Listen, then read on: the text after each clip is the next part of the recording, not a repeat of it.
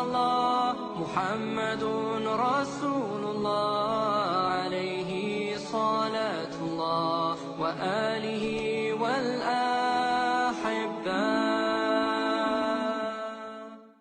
Para bapak, saudara-saudara, hadirin kaum muslim yang mulia. Tidak bisa kita pungkiri bahwa seluruh manusia yang hidup di dunia ini mempunyai masalah. Orang miskin punya masalah, orang kaya pun punya masalah juga. Orang yang tidak punya uang masalah, orang yang banyak uangnya pun masalah juga. Orang yang tinggal di kampung masalah, orang yang tinggal di kota-kota besar juga bermasalah juga. Orang yang tinggal di negeri yang miskin bermasalah, tapi orang yang tinggal di negeri-negeri yang kaya juga bermasalah. Jadi rakyat biasa masalah, jadi pejabat penguasa juga masalah. Kalau dalam ketentaraan, kopral bermasalah, jenderal pun bermasalah juga. Tidak bisa dipungkiri.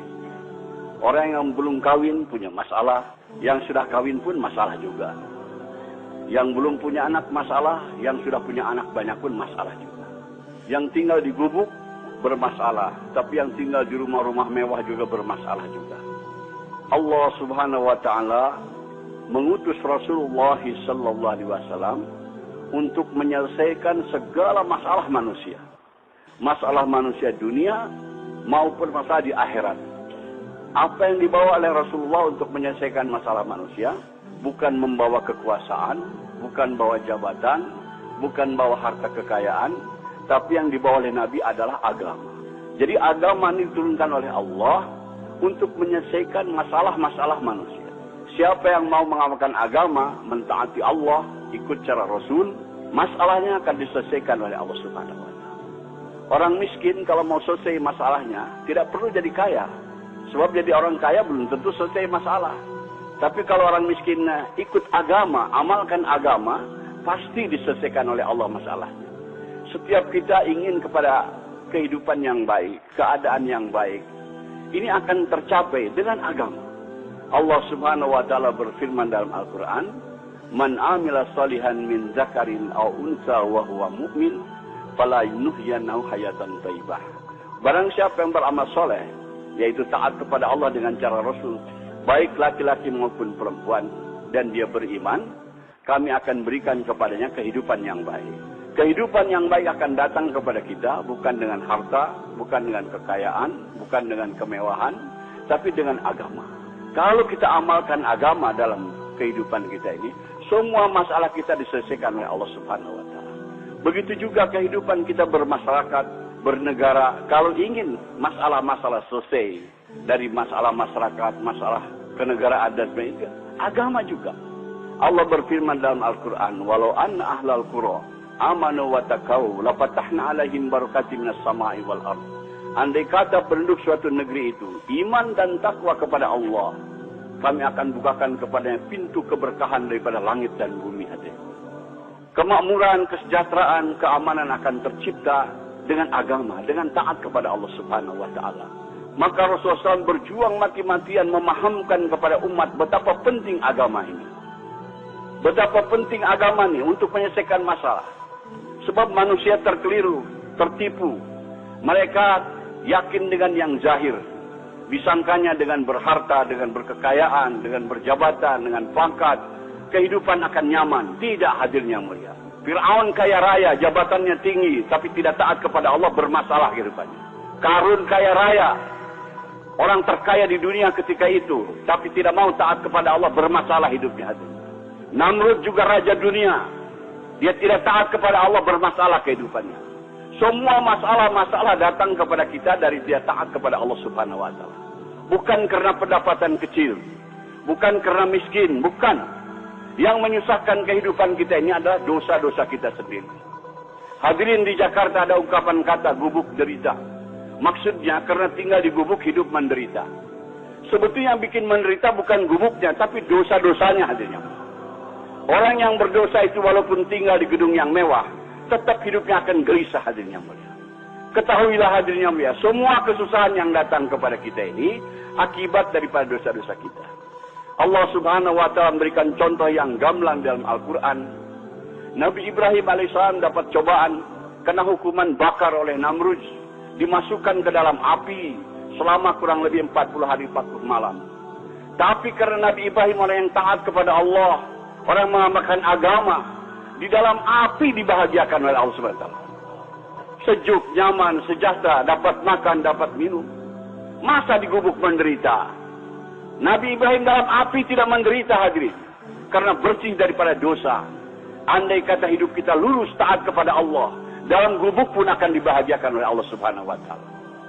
Hadirin yang mulia, ini harus kita camkan, tanamkan dalam hati kita keyakinan dan beritahu dunia bahwa kebahagiaan bukan dalam kebendaan, bukan dalam kekuasaan, tapi dalam taat kepada Allah.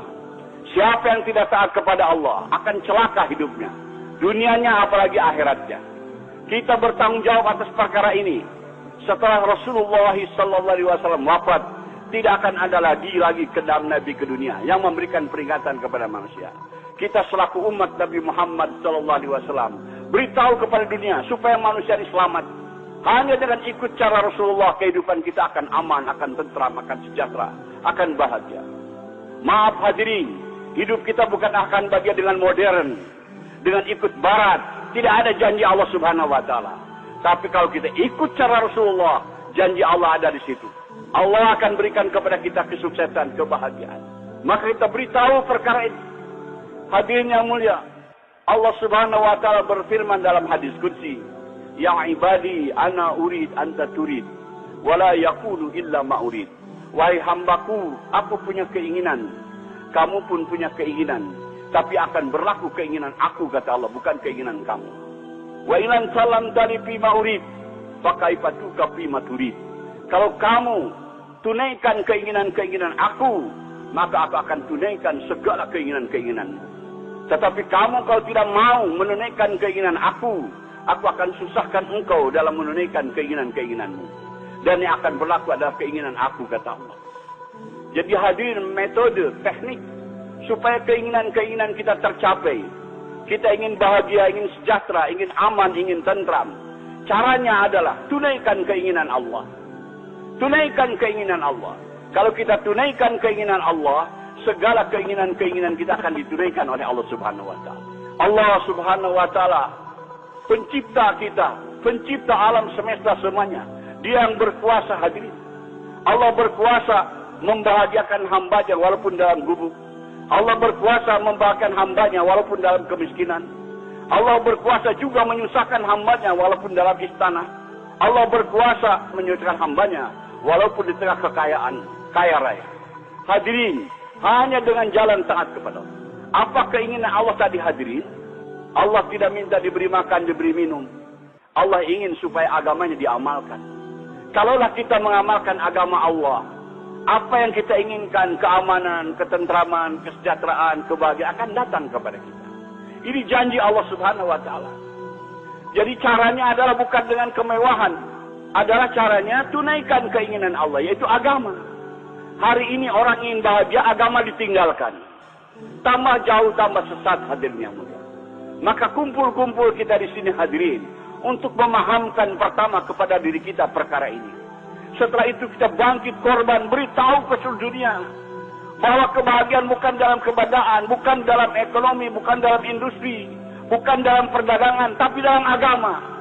Hari ini kesalahan umat Islam sibuk dalam perdagangan, sibuk dalam industri, sibuk dalam pembangunan, tapi tidak taat kepada Allah. Wallahi tidak akan bahagia. Kita ingin bahagia tapi tidak ikut cara Rasul. Kita mau ikut cara barat, tidak bisa, tidak dijamin Allah. Bahagianya akan datang dengan ikut cara Rasulullah SAW. Semua masalah akan diselesaikan oleh Allah Subhanahu wa taala. Betapa penting ini agama. Hadirin, segala kesan yang datang kepada kita ini akibat daripada dosa-dosa kita. Maka jalan keluarnya kita tobat. Nabi Adam alaihissalam setelah berbuat dosa tobat, berdoa kepada Allah, mohon diampunkan dosa-dosanya. Rabbana zalamna anfusana wa ilam taghfir lana wa tarhamna lanakunanna minal khasirin. Ya Allah, ampunilah dosa-dosa. Kami telah menzalimi kami sendiri, telah menzalimi diri kita. Kalau tidak Engkau ampunkan, aku termasuk orang-orang yang binasa, yang rugi. Nabi Yunus berbuat kesalahan, ditelan oleh ikan. berdoa, la ilaha illa anta subhanaka inni kuntu minaz zalimin. Tidak ada Tuhan yang berhak bisa melainkan Engkau ya Allah. Engkau Maha Suci, aku telah menjalimi diriku sendiri. Begitu kalau ada orang sini punya masalah, hadirin datang kepada ulama, ingin supaya masalahnya selesai, biasanya ulama memberikan zikir. Zikir Nabi Yunus, la ilaha illa anta subhanaka inni kuntu minaz zalimin. Baca sekian ratus. Karena kesusahan-kesusahan yang datang kepada kita ini akibat daripada dosa-dosa kita. Subhanallahi walhamdulillah.